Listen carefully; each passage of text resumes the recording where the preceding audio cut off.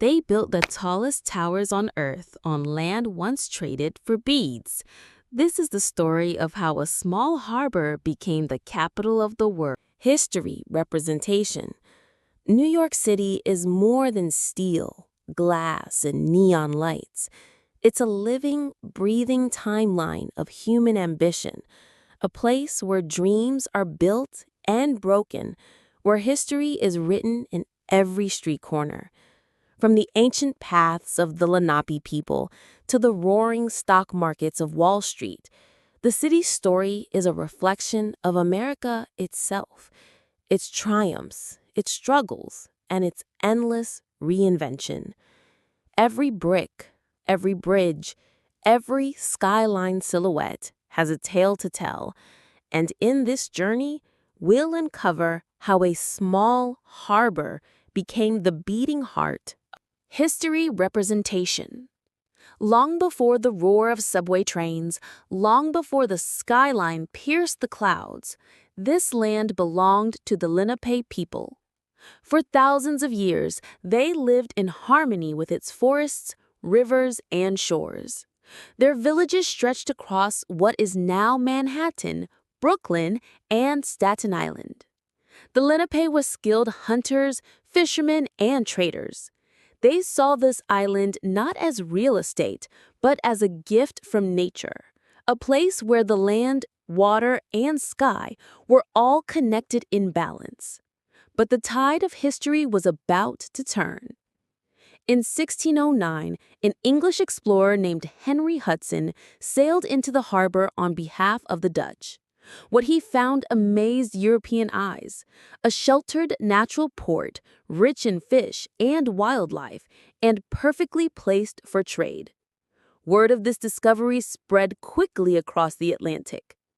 By the 1620s, the Dutch had returned to build a small trading post at the southern tip of Manhattan. They called it New Amsterdam. To them, it was not meant to be a great city, but a gateway, a marketplace where furs from the interior could be exchanged for European goods.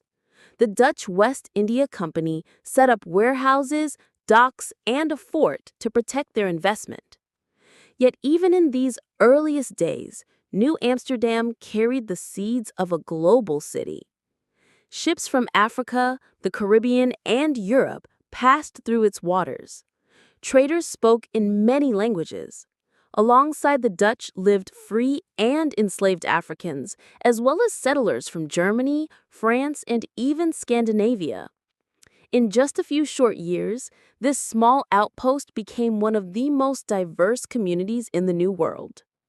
Still, the Dutch presence was not without conflict. To the Lenape, land was something to be shared, not sold. But in 1626, the Dutch governor Peter Minded famously purchased Manhattan for goods valued at just 60 guilders, a transaction that has since become legend.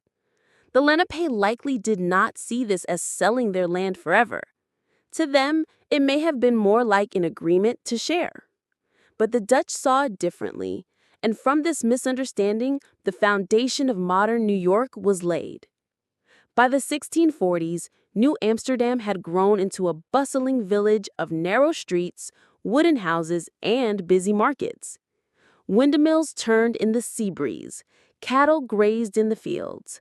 By the mid-1600s, New Amsterdam had become more than just a Dutch trading post. Its deep harbor and rivers made it one of the busiest ports in North America. Every day, ships arrived from the Caribbean, Europe, and Africa, carrying sugar, timber, spices, enslaved people, and manufactured goods. The waterfront was alive with noise, sailors shouting, merchants bargaining, carts creaking along muddy streets. But what truly set this colony apart was its diversity. Unlike many European settlements, New Amsterdam opened its doors to people of all backgrounds. By the 1660s, records show at least 18 different languages spoken on the narrow streets of Manhattan.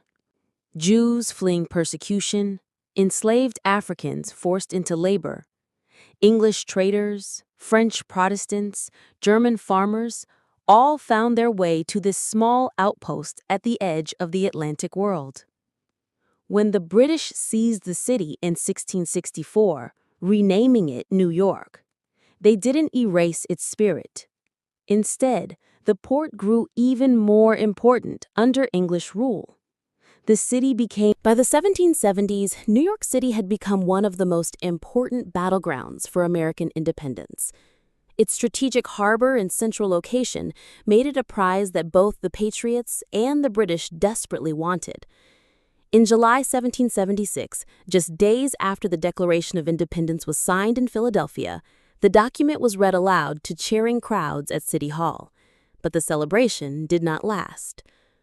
By August, British warships filled the harbor, carrying the largest invasion force ever sent across the Atlantic. The Battle of Long Island soon followed, a devastating defeat for George Washington's troops. Forced to retreat through Manhattan and across the Hudson River, Washington barely saved his army from destruction.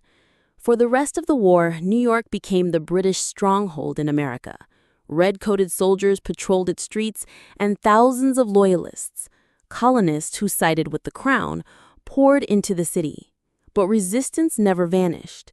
Patriot spies like the legendary Nathan Hale risked their lives gathering information, while secret networks kept Washington. By the mid-20th century, New York was already the world's busiest city, but its modern transformations were only beginning. Skyscrapers like the Chrysler Building in Empire State had already defined its skyline, yet in the decades after World War II, entire neighborhoods were reshaped. Highways carved through old blocks, housing projects replaced crowded tenements, and glass towers began to rise where factories once stood. Cultural life also exploded. Jazz clubs in Harlem, Broadway theaters in Midtown, and avant-garde art galleries downtown turned the city into a global cultural capital. Immigrants from every corner of the world kept arriving, adding new languages, foods, and traditions that turned New York into a living mosaic. But change was never easy. The 1970s brought fiscal crisis and soaring crime, leaving parts of the city in decline. Yet New Yorkers refused to give up. The same period gave birth to hip-hop in the Bronx, punk rock in the East Village, and graffiti that turned subway trains into moving canvases. From the gritty 70s to the booming 90s, the city reinvented itself again and again. Times Square transformed from a dangerous district into a neon-lit tourist hub. Wall Street rose as the heart of global finance. And in the 21st century, new icons like the rebuilt World Trade Center and the High Line Park symbolized resilience and renewal. New York's story has always been about more than bricks and steel. From the Lenape people to the millions who call it home today, this city has been built on resilience, reinvention, and the belief that tomorrow can always be brighter. Its skyline may rise higher every decade, but what truly makes New York iconic are the countless voices and stories woven into its streets. And the truth is, this history is still being written every single day.